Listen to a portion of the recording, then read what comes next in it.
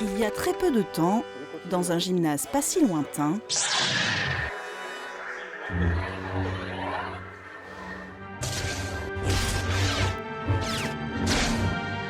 une poignée de passionnés qui s'adonnent chaque semaine au plus ancestral art Jedi, le combat au sabre laser.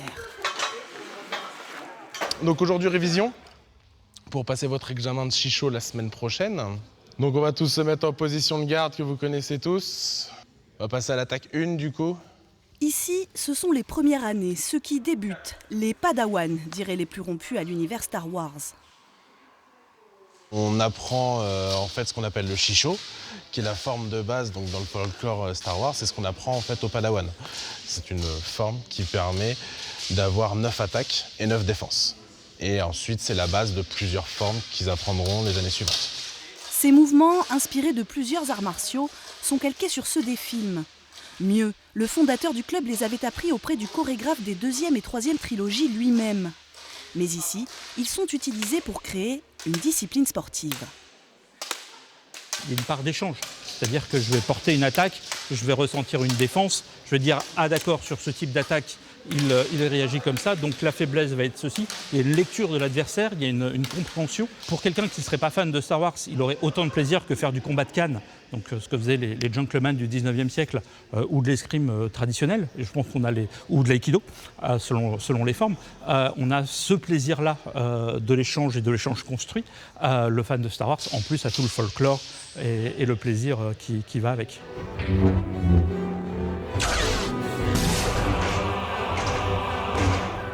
Parmi les pratiquants, il y a les fans forcément, comme Gabriel qui manie le sabre laser depuis 1 an.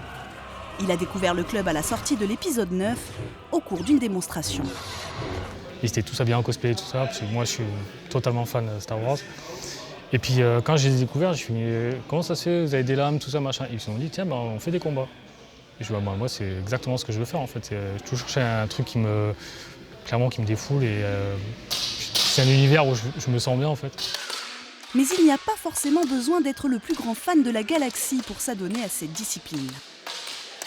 À la base, je ne suis pas du tout fan de Star Wars, c'était vraiment juste pour suivre mon mari. Je me foutais un peu de lui, je pensais que c'était des gamins à jouer à Star Wars avec des sabres laser. Et au final non, c'est un vrai sport.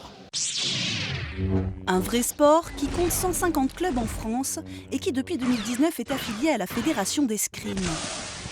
Il pourrait donc se retrouver un jour, grâce à la force, aux Jeux Olympiques.